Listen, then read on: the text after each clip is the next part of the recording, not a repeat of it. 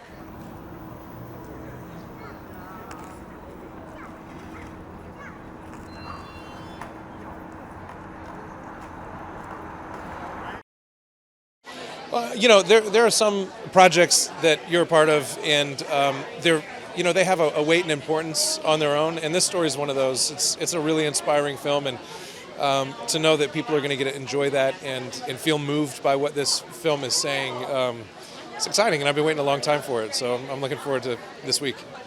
So this script found me after Reacher season 1 had aired. The weekend after it aired, I had a stack of films to look at, and this was one of them, and I was so moved. I begged to be a part of it. I actually begged, and Jon Gunn, the writer-director who did such a beautiful job, told me to my face I was definitely not the right guy for this.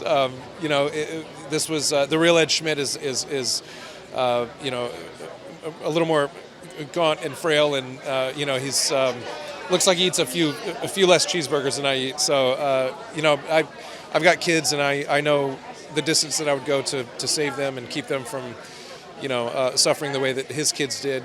So that's what I felt like I could offer, and luckily he let me on the project. But this was a hard-fought battle to get in this one. Films like this too, with a couple young daughters, Ed had two young girls, and having young child actors could really make or break a film. And Emily and Skywalker, the girls that played my daughters in the film, were stellar. I mean, just like stellar. I can't wait for people to see what they did, but they really elevated this film. Nancy Travis plays my mom. It's just beautiful work. Drew Powell, the pastor. Everybody was just phenomenal. I mean, across the board. Of course, Hilary Swank, does it again. So it's great to be a part of this cast. We live in a very divisive time. Here's the thing. We get messaging from a lot of different sources that tell us to pick a monster and to gang up and fight that monster, and we're very tribal in that way. And this film tells us, it sends a completely different message, that not only are the broken toys the ones that can really rescue us, but they're the ones who are most in need of saving. And it's just regular, everyday people like you and I that can, just through a little bit of love and effort, can really help change people's lives. We need that. We need to be reminded of that. I am so excited for people to see it. I love this movie. I'm so honored and I'm so humbled to be a part of it. And I feel like it's just nice to see it all come together and to be here with everyone celebrating it, and to meet Sharon. I haven't met her yet. Well, just kind of what you said, it is an inspiring story. This is a film that reminds us of the good in life, which I think we need to see a lot more of right now. It reminds us that we can make a difference in someone's life with even just a small act of kindness. It doesn't have to be something as big as what Sharon did. And that we can also find our fullest purpose by serving others. Larger than life. She's just like this force of nature. She is someone who doesn't take no for an answer. She is just a big reminder of the beauty of life, and just a blessing, really. I'm super excited. I feel like this movie is right on time and something we all need to see. Rose is a no-nonsense but warm, non-judgmental, very good friend. She loves Sharon, and she will go to the ends of the earth for Sharon.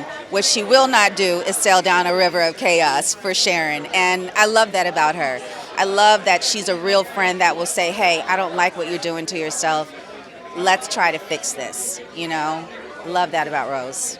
I really hope that they will take away that if you have strong faith, anything is possible. If you depend on your community, if you say, hey, I need help, as a community, we can move mountains. Anything is possible, and that we are the miracle makers. We are the ordinary angels. So I hope that they want to go out and do maybe some acts of random kindness and become an ordinary angel themselves.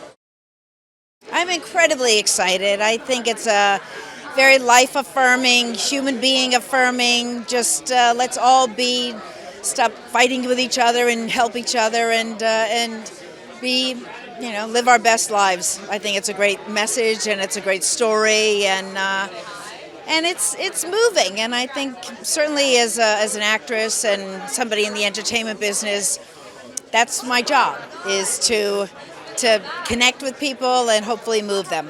So I play, coming down the pike here, I play Alan Ritchson's mom, and the grandma to this pretty little girl, Emily Mitchell. And I'm just the person who's watched my family struggle with something very difficult and have tried to be the best support that I can be, and recognize that we need help. Well, it's always gratifying when you are telling a real, true story, and you can draw on the people, or the actual people, to inform your character. But basically, what's true about this story is not the specific of the family necessarily, but just what it's true about all of us as human beings. And to be able to connect to that and be able to reflect that was really the gift. Everybody was in this, you're all in. And we all just had a great time, and we felt like we were telling a story that wasn't just, bombs and flashes. It was really a heart-rending story. I think it's always important to tell this kind of story, and I think in a time when we're sort of caught up in certainly the trauma and drama of the world. It's nice to reaffirm our relationships with each other as human beings, and that there's a lot of good out there amongst each other. We know a good amount for a couple of reasons. One, because Jon Gunn is a friend and also helped on a film that Mariah co-produced that I directed called Unsung Hero. Our editor, Parker Adams, also directed this film, and Kingdom Story Company and Lionsgate, a partner, was with us on Unsung Hero as well. So we know a lot from that angle. We also know the church from Louisville, Kentucky, Southeast Christian, that is a key sort of pillar in the Ordinary Angels story. So, man, there is the multiverse is strong when it comes to what we know about this film. We had an opportunity to watch it in Nashville, back at home, but we asked if we could hold off for this night. We wanted to see it at the proper premiere in New York so we could feel the energy, be with all of the crew and the studio that helped create it. So we're honored to be here. I'm so excited. You know, movies take a long time to get made. It's been 2 years since I shot this film, and we got delayed. Our original release was going to be in October, and then Taylor Swift came in with her concert tour and moved our date. And I'm really grateful that she did, because now we get to have the whole cast here together. And I'm so excited to share this movie with the world. Honestly, it's been a labor of love for 3 years of my life, so tonight's the night when we get to really put it out there. Lionsgate is our studio, and they actually brought this project to me and said, we love this story. And I get someone loving me right now. They said, I love this story, and would you be interested in telling it? So I read the script. It was incredible. The story was hard to believe that it could be true. So inspiring, so heartwarming, but also like a story of real struggle and about people helping other people and people healing through helping other people. So I just felt like what a beautiful message to share with the world. I was thrilled to get to tell it. And then when we got a cast like this, Hilary Swank and Alan Ritchson and Nancy Travis and all these wonderful actors, Tamala Jones, like I was just like beyond. Honestly, so honored to be the one to get to share this story with the world. I think it's a great reminder. We live in a very divided world right now, and this is a film that reminds us that communities who take care of each other is really what our country and what our world is about. And so I think it's a great reminder that we actually do love each other, right? And we actually can help each other. And we will heal ourselves by helping each other. And I think that's a great reminder in today's world.